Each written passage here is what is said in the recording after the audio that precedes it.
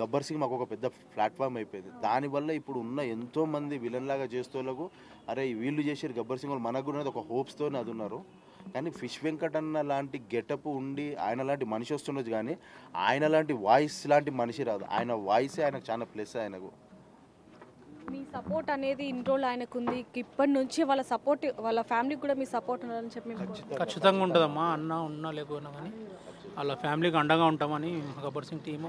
చివరిగా ఇంకో ప్రశ్న, అంటే ఇండస్ట్రీలో పనిచేస్తున్న వాళ్ళు ఎక్కువగా డబ్బు సంపాదిస్తారు అనేది ఒక పుకారు ఉంటూ ఉంటుంది, మనం చూస్తూ ఉంటాం. కానీ ఆ వెనకాల వాళ్ళ స్ట్రగుల్స్ ఏంటని వాళ్ళకే తెలుసు.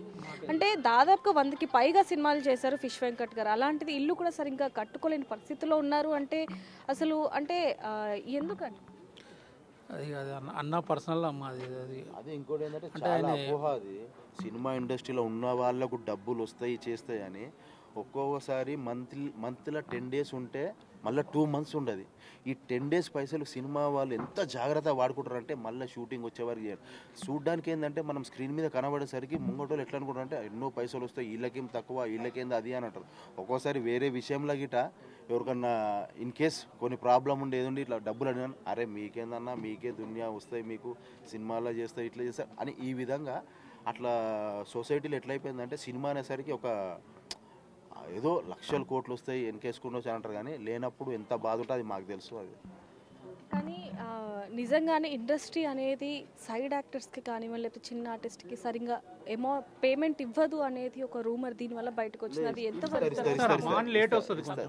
కొంచెం లేట్ ఉంటుంది. ఈ షెడ్యూల్ది నెక్స్ట్ షెడ్యూల్కి ఇస్తారు. అంటే ఇవన్నీ చూపించుకోవాలి, ఖర్చులు చేసి కొంచెం లేట్ వస్తుంది, కంపల్సరీ ఇస్తారు. ఎవరిని మోసం చేయరు. మంచిగా డబ్బులు అసలు సినిమా రిలీజ్కి ముందన్న ఇచ్చేస్తారు, కానీ లేట్ వస్తుంది కొంచెం ఒక్కొక్కసారి అంతే.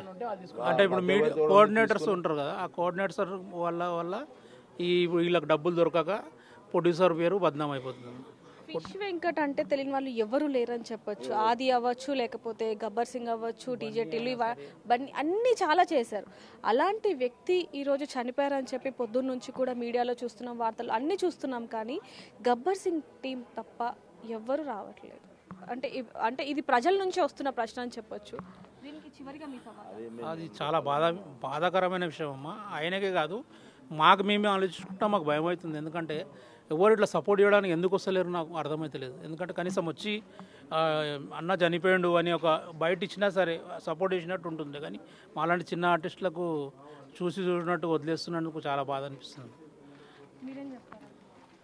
అంతే, మీరు చెప్పినాక ఇప్పుడు ఆలోచన వస్తుంది మాకిట, నిజంగా ఎవరు రాలేదేంది అనిపిస్తుంది. మనం యూట్యూబ్లో అట్లా చూస్తూనే ఉంటాం. ఏదైనా ఆర్టిస్ట్కి ఏదైనా ఆర్థికంగా సాయం చేయాలంటే ఖచ్చితంగా పెద్ద హీరోలు వచ్చి సపోర్ట్ చేస్తారనే వార్తలు మనం చూస్తున్నాం. అలాంటిది ఫిష్ వెంకట్ గారు అంటే ఎంతో మందికి నవ్వించిన పేరు వింటేనే ఒక స్మైల్ వచ్చేస్తుంది. అలాంటి వ్యక్తి ఈరోజు డబ్బులు లేకపోవడం కారణంగా ఈరోజు ఇలాంటి పరిస్థితి వచ్చిందంటే అసలు ఎందుకు ఇంత పెద్ద ఆర్టిస్ట్కి ఇలాంటి పరిస్థితి అసలు ఎందుకు వచ్చింది? ఏం చెప్పాలి, మీరు చెప్పే ప్రశ్న. ఉన్న డబ్బులన్నీ స్టార్టింగ్ ఇప్పుడు 3-4 ఏళ్ళ నుంచి అన్న హాస్పిటల్లోనే తిరుగుతుండు.